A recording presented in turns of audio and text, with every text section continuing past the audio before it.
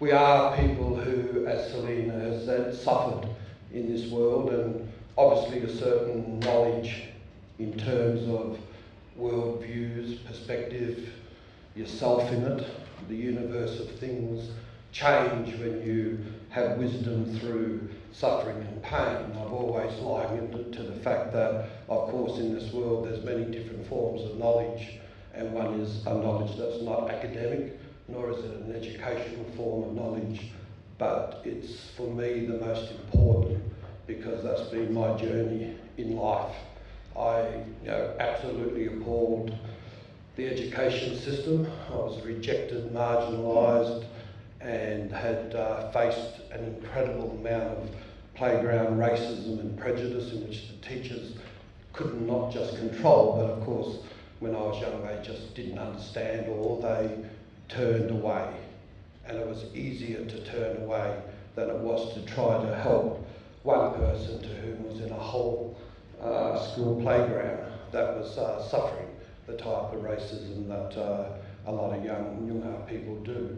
So when you hear Warren Mundine beating the drum up about education and how important it is for Aboriginal people, and of course it is in terms of one's pursuit in life for the quality of life they want to live. You've got to have education to get a job, but for a lot of Aboriginal people it's up the back of the class. It's obviously a system that rejects their specific needs in terms of their requirements in an environment that can at times be a very cruel and nasty environment. And I should imagine there'd be people in this room who know about that and may have even been on the other side of it as well.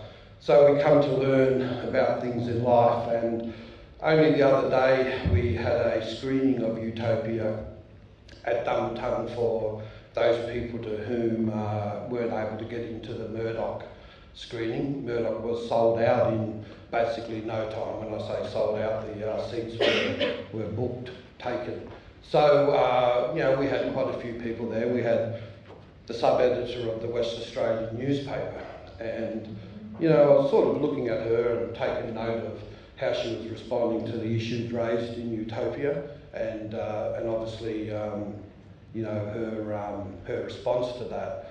And I asked her at the end what she thought, and she told me what she had thought, and she then encouraged me to write what you'd call a pretty extensive opinion piece for the Western Australian newspaper.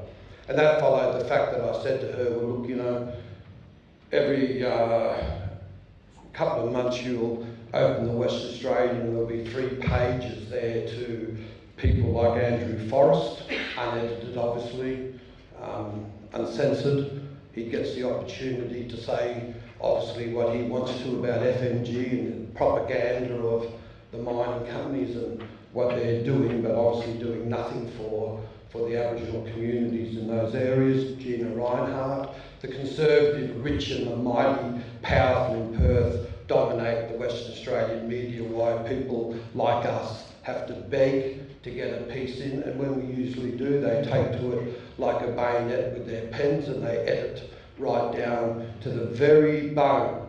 So what I was hoping to do tonight was to share with you the opinion piece. I brought it along because it's obviously not going to be put into the Western Australian. It centres mainly on our cultural gallery out at Dumbartung and the need of a cultural bastion like our gallery, which is a non-commercial gallery which maintains the culture of our people. And I'd like to take the opportunity to invite people here tonight to come out to the gallery and have a look, because I believe it's the beginning of the right of our people to not only archive and maintain our culture, but more importantly, to be able to interpret it. Because for so long, too many people have been talking in relationship to who we are as a people, our humanity and our culture. So at Dumbartung, we really believe in the maxim of telling our story our way. So I'd like to share this opinion piece with you. And when I read in the paper, I think it was just the other day, that Colin Barnett had made a very strong statement that he's refusing to even sit down and watch utopia, I then got the title of the opinion piece, and I just titled it "A World Gone Wrong." As a grand finale firework exploded over the Derby Yerrigan Swan River celebrating Australia Day, it shadowed the silhouettes of the dredges, the drills and the earth-moving equipment that is building Elizabeth Quays, the new development named after the Queen of England that will alter the waterway of the river, creating an affluent landscape of attraction to the city area. This was once the traditional hunting grounds and ceremonial sites of our great warrior Yagan.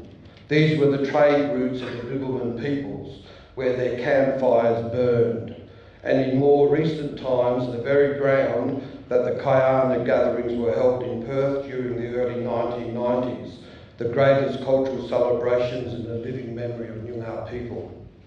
Our culture and way of life was a spiritual existence, with no emphasis on materialism, living one with the earth and all other living entities. A culture without the knowing of war, a culture where all living things flourished with no fear of extinction. No viral sickness, no child sexual abuse or prostitution. No human trafficking and exploitation of human slavery. A harmony in understanding the earth that ensured that the balance and the sustaining of human life would be forever. In order to control our people during the past 200 years, the political influence is to divide and conquer. The government influenced and awarded the black trackers, who hunted down their own, to the gifted forged king plates that gave a sense of false power of authority, and these represent very much the modern day academic and political medals and awards that are given out on Australia Day. Celebrating that cause amongst the Aboriginal people is the diversionary thinking of what these awards actually represent. Our leadership needs to bleed with our people's pain and suffering, a leadership that has endured the journeys that bring wisdom from the experience of surviving against the atrocities of genocide and colonisation. This leadership needs to empower our self-determination of our political human rights and our sovereign spiritual connections with the sacred sites of our land and our water. Since the tall ships arrived on the west coast and entered the land of the great Bibbulmun nations, there has been an implementation of genocide that has strategically destroyed our old people's way of life by means of open killing fields where many massacre sites have been identified and recorded, to the Native Welfare Act that gave the legislative right of the government to forcibly remove and steal the children away from their parents, placing them into missions, breeding out the culture by the indoctrination of an introduced religious belief system that disinherited our spiritual and our cultural links to our land. Today, this genocide is an unseen surging of revealing shameful realities of Aboriginal people suffering, the greatest epidemic statistics of suicide and incarceration in the world. A third of all Aboriginal men today die before the age of 45 years. This despair and anguish creates a feeling of hopelessness in our young people's lives as they feel a sense of racial rejection and cultural desolation as they witness the rendering of our culture becoming theatrics for middle-class white audiences, a tourist commodity and a new age attraction. The physical and the spiritual impoverishment of our people is an indictment on the human rights agendas of Australia and its constitutions that empowers its occupation over our land and our territories. The Dumbartung Aboriginal Corporation has been operating and servicing the Noongar community in Perth for the past 27 years, from coordinating the Kayana festival gatherings to the recent suicide summit, has emphasised the need of cultural empowerment through the knowledge and identity of who we are as a people and our sense of belonging as the foundation for the healing of the ingrained intergenerational trauma. The foundation of this cultural healing dynamic is the recently awarded significance of the Kayana Gallery. The gallery is a bastion for the archiving, maintenance, and most importantly, the interpretation of our history and identity by our own people. The gallery in 2010 received a prominent award of a significant assessment by the Prime Minister and Cabinet, the Australian National Library and Archives. The significant assessment was carried out by Dr. Brian Shepherd and Mr. Paul Bridges, highly regarded and respected in the area of assessments.